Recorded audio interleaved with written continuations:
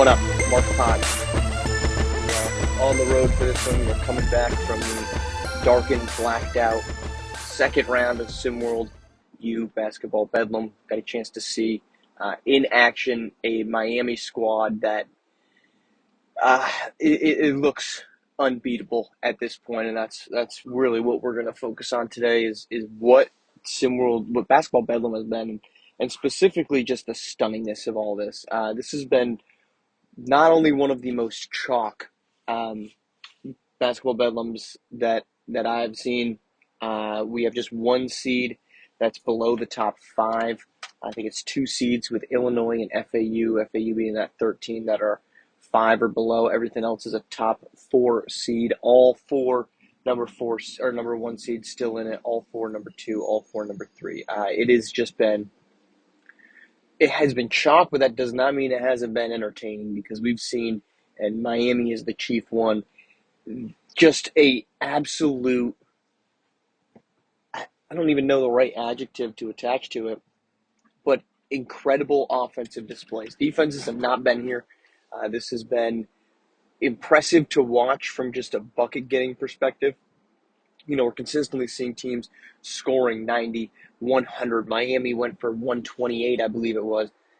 This is just efficient, high-level basketball being played throughout the country. And I think that's a great sign for the future of basketball at the SWBA level. But it's worth pointing out. I don't think we could acknowledge this. It hasn't necessarily been anything different. I mean, we've seen some great players being held to low scores. Cooper King and Cross had 12 points in that loss to Michigan in a big night for Lorenzo Phenom. But overall, it's just been an incredibly efficient offensive tournament thus far. And I don't think there's much more. You know, we're not going to make a referendum on basketball and on the SWU on 1 weekend's worth of basketball, 2 games worth for every team. But the offenses are certainly there. And the offense has been there with Miami. I said it coming into this. This was the team I thought was the best positioned to win a national championship. Their offense has been phenomenal throughout the season. Number 4, top 5 ranked during the regular season. You've got 3 guys that can score in the 20 points. Normando Shed, Jermaine McElmore, and Dominic Bianco. McElmore has been, the star of this one. And basketball Bedlam, as it does every year, offers a chance for us to really get a new perspective on players, positively or negatively. We've seen guys get drafted to the SWBA based alone on their production in basketball Bedlam. And I think Jermaine McElmore is going to be a key piece of that. He has been absolutely outstanding. He's been phenomenal all season for a Miami team that really wasn't getting the recognition until midway through the season. They ended up as the top 3 ranked team in the country, because Kentucky remained number 1. But this was a team that was undefeated, that just could not move up the ranks. One loss early on in the season. They won a handful of games in a row.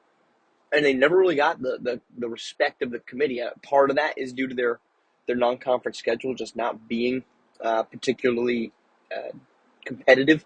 But they've played 3 games all year in which the score has been 10 points or fewer. Those are their only 3 losses. They don't win by less than 10 points. They just blow people out of the water, and they continue to do that. They just have so many options, and it's a credit to the performance of McElmore and Bianco, but also like Edgar Fernandez. I think he's fit in really nicely. I think this was something that many people had hoped would be the case with Fernandez, is that next to Bianco, he would shine as an off-ball creator, as a secondary playmaker. He hasn't been an eruptive scorer, but his assists have been there. And that's on a roster when you have this much talent, I'm going to go out and say that you don't need Edgar Fernandez averaging 20 points per game. You don't even need him averaging, obviously, 10 for him to be putting himself and the rest of the roster in a really good situation. We've seen him become a playmaker, which isn't something that he necessarily – primary playmaker for others, which isn't something that we necessarily saw at the prep level. I don't think that this matchup gets any easier or any harder, really, for Miami. I think that what they've shown is that their offense can travel. And it can travel against, if it's a great opponent, as they had in the ACC, where they just kind of blitzed everybody, or now, and granted, it's been 2 lower-level tests, but in basketball Bedlam, they just have been their offense has been consistent. So I don't have many concerns about them. I think the best second round matchup is with Gonzaga. That's a spicy matchup. You're going to get two teams that are, as I've said, I think that's two number one seeds.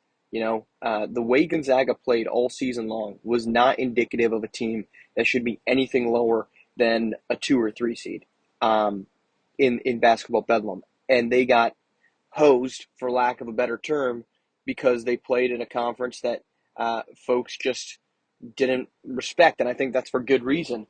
But now we're going to go up against a really, really great Kentucky squad, and I think this is the disappointing part of what the West region turned into when you throw UCLA into that mix and you throw Kansas into that mix. You had 4 teams that I thought were capable of being in the Final Four. Um, Kansas has been a top 10 team all season long. UCLA had that incredible stretch mid-season. They kind of fizzled late.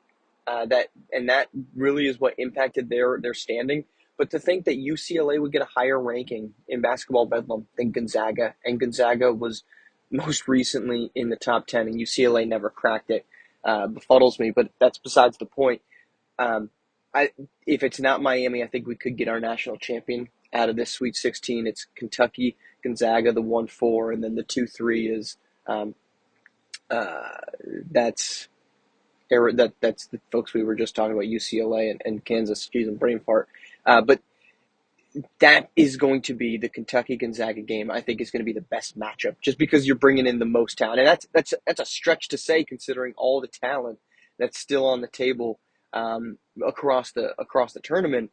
But that to me is the best matchup, just based purely off of championship potential and the opportunity to make a deep run. If Gonzaga ends up as a national champion, I don't think anyone would be surprised. You want to talk about, we said, Jermaine McElmore making a name for himself. I think Caden Shipp continues to be the name maker here. He's just been a really great piece for the Zags.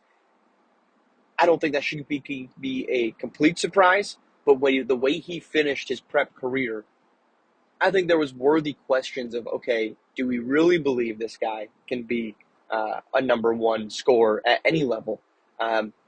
And he's been tested as that guy, and he's lived up to it. And it's not going to get easy. I think Kentucky's probably going to win this game, but they have more weapons across the board on that roster.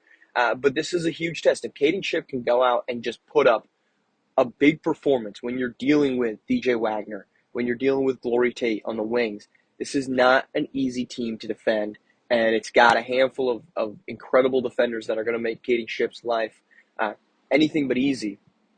And so if Caden Shipp can walk out of here, I think I'd be most impressed with that.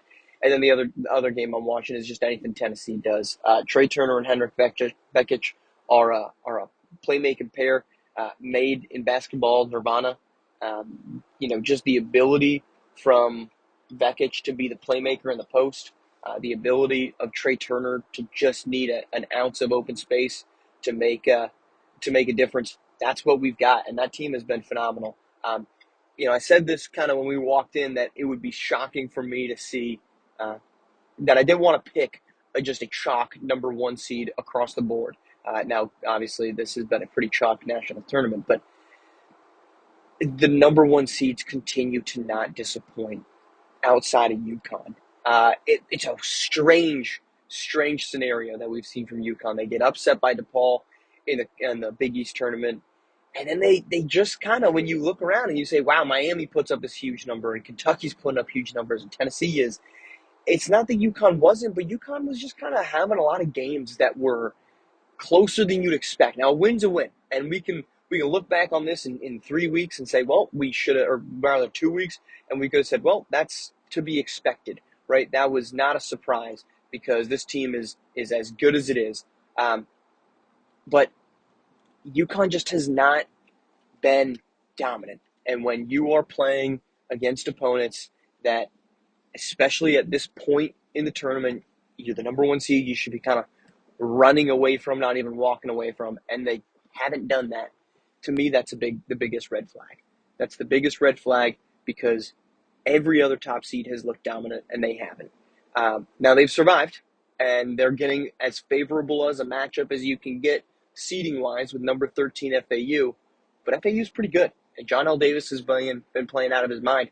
And so the challenge here is I think UConn wins, but I don't think UConn is getting tested in the same manner that I think some of these other top seeds are. Right? We talked about Kentucky. That's a big test facing Gonzaga. UConn against FAU is not even remotely similar. I thought FAU had a great season. I thought they were underranked entering basketball Bedlam.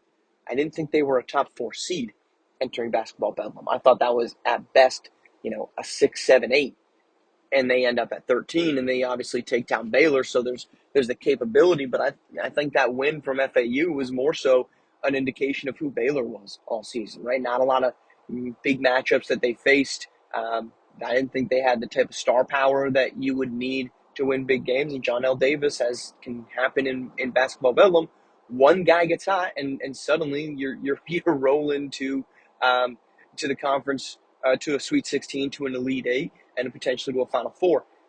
I think UConn wins, but it's not the test, and I think that's what we're waiting on from UConn. Are you going to get tested, and are you going to pass the test with flying colors, or are you going to walk out with a C average? And I think right now UConn's been playing with a C average. That's it. We've got weekend games. Our restart in Sweet 16 is on Thursday, Friday of this week. So we'll give you we'll definitely do. I'll tell you this on Friday. We will definitely do a quick reaction pod to everything of the Sweet 16 because of all the storylines that are being put up there. So we'll be excited for that. Thanks for tuning in. We'll be back at it on SimWorld today, tomorrow morning. We got a good special guest coming in Tuesday. So we will talk to you then. Thanks as always for tuning in.